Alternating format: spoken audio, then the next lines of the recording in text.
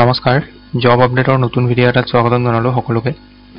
আজিৰ ভেকেন্সিৰ ডিটেইলছবিলাক মই ডিছকাছ কৰিম। চাই যাব ভিডিঅ'টো, শেষলৈ চাব, ভিডিঅ'টো সম্পূৰ্ণ চাব। আজি মুকলি হোৱা ভেকেন্সিৰ প্ৰথমটো ভেকেন্সি আহিছে কোচিং ইনষ্টিটিউট 6 মাইলৰ পৰা গুৱাহাটী।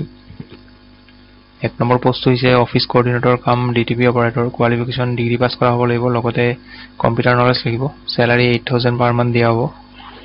2 নম্বৰ পোষ্ট হৈছে হেল্পাৰ। কোৱালিফিকেশ্যন 10 বা 12 পাছ কৰা হ'ব লাগিব। চেলাৰী ইয়াতে 4000 দিয়া হ'ব। 3 নম্বৰ পোষ্টটো সুইপাৰৰ পোষ্ট হয়। চেলাৰী ইয়াতে অনলি 3000 দিয়া হ'ব আৰু ইয়াতে কোনো কোৱালিফিকেশ্যনৰ কথা কোৱা নাই। কোনোবা যদি এপ্লাই কৰিব বিচাৰে, চেলাৰীবিলাক বহুত কম হয়, তথাপিও কোনোবা যদি এপ্লাই কৰিব বিচাৰে, এই কণ্টেক্ট নাম্বাৰ এটা দিয়া আছে তলত, এই কণ্টেক্ট নাম্বাৰটোত আপোনালোকে কণ্টেক্ট কৰিব। পিছৰ ভেকেন্সিটো শংকৰদেৱ এডুকেশ্যনেল একাডেমীৰ পৰা আহিছে।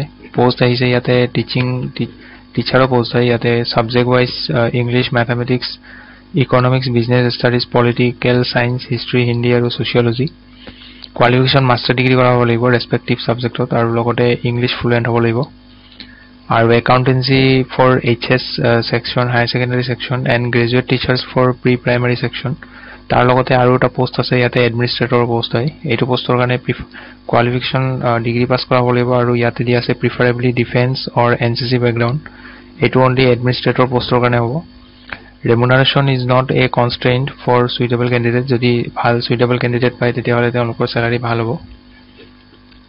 ইণ্টাৰেষ্টেড হ'লে ইয়াতে মেইল দিয়া আছে আৰু ইয়াতে এটা কণ্টেক্ট নম্বৰ দিয়া আছে, যোগাযোগ কৰি ল'ব। পিছৰ ভেকেন্সি মেডিচিন কোম্পানীৰ পৰা অহা। লোকেশ্যন নালাপাৰা। পোষ্ট আহিছে কম্পিউটাৰ অপাৰেটৰ। কোৱালিফিকেশ্যন গ্ৰেজুৱেট বা এবভ হ'ব লাগিব আৰু লগতে কম্পিউটাৰ চাৰ্টিফিকেট লাগিব। চেলাৰী ইয়াতে ষ্টাৰ্টিং 10000 দিয়া হ'ব পাৰ মান্থ। যদি ইণ্টাৰেষ্টেড হয় ইয়াতে মেইল দিয়া আছে, মেইলটো বায়'ডাটা পঠিয়াব। তাৰ পিছৰ ভেকেন্সিটো গ্ৰাফিক ডিজাইনাৰৰ ভেকেন্সি। ইয়াতে এইটো পোষ্টৰ কাৰণে আপোনালোকৰ কোৰেল ৰ আৰু ফটোশ্বপ ভালকৈ জানিব লাগিব। কোৰেল ৰ আৰু ফটোশ্বপত যিখিনি গ্ৰাফিক ডিজাইনিং কৰা হয় সেইখিনি কাম ভালকৈ, টুলছবিলাকৰ কাম জানিব লাগিব। লোকেশ্যন হ'ব পাণবজাৰ গুৱাহাটী। কণ্টেক্ট নম্বৰ দি আছে, ইণ্টাৰেষ্টেড হ'লে ইয়াতে কণ্টেক্ট নম্বৰটোত কণ্টেক্ট কৰি ল'ব।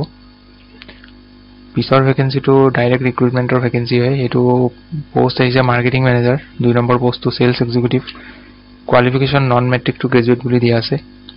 এজ লিমিট 18+ হ'ব লাগিব। জেণ্ডাৰ মেল ফিমেল দুজনক এপ্লাই কৰিব পাৰে, 2টা জেণ্ডাৰে এপ্লাই কৰিব পাৰিব। চেলাৰী ইয়াতে আপোনালোকৰ মান্থলি চেলাৰী থাকিব আৰু লগতে ইনচেণ্টিভ থাকিব। জব লোকেশ্যন হ'ব গণেশগুৰি গুৱাহাটী। ইণ্টাৰেষ্টেড হ'লে ইয়াতে কণ্টেক্ট নম্বৰ দিয়া আছে, কণ্টেক্ট কৰি ল'ব। পিছৰ যিটো ভেকেন্সি সেইটো এটা উদ্যোগ লিমিটেড, এইটো ৰাওছেনা উদ্যোগ লিমিটেডৰ পৰা আহিছে। জব লোকেশ্যন হ'ব আপোনালোকৰ ছয়গাঁও, ছাত্ৰীবাৰী, কামৰূপ। ইয়াত পোষ্ট আহিছে ডিপ্ল'মা মেকানিকেল। যাৰ ডিপ্ল'মা কৰা আছে মেকানিকেল ব্ৰাঞ্চত তেওঁলোকৰ কাৰণে 10টা পোষ্ট ভেকেন্সি আছে। আৰু যাৰ ডিপ্ল'মা কৰা আছে ইলেক্ট্ৰিকেলত তেওঁলোকৰ কাৰণে 2টা পোষ্ট আছে। আৰু যাৰ BSc কৰা আছে, কোৱালিফিকেশ্যন যাৰ BSc কমপ্লিট কৰিছে তেওঁলোকৰ কাৰণে 4টা পোষ্ট আছে। আৰু ITI কৰাসকলৰ ITI ফিটাৰসকলৰ কাৰণে 3টা পোষ্ট আৰু ITI টেকনিচিয়ানৰ কাৰণে 3টা পোষ্ট। ইণ্টাৰেষ্টেড হ'লে ইয়াতে মেইল আৰু কণ্টেক্ট নম্বৰ দি আছে, এপ্লাই কৰি ল'ব। পিছৰ ভেকেন্সিটো ৰেপুটেড হোটেল গুৱাহাটীৰ পৰা আহিছে। মেল ৰিচিপশ্যনিষ্টৰ ভেকেন্সি হয়। এইটো পোষ্টৰ কাৰণে লেংগুৱেজ জানিব লাগিব, ইংলিছ, হিন্দী আৰু আছামিজ। আৰু আগতে যদি হোটেল বেকগ্ৰাউণ্ডত কাম কৰা এক্সপিৰিয়েঞ্চ আছে এপ্লাই কৰিব পাৰিব। ইয়াত কিন্তু হোটেলত ফ্ৰেছাৰ এপ্লাই কৰিলে নলয়, গতিকে ফ্ৰেছাৰ যিসকল তেওঁলোকে এপ্লাই নকৰিব।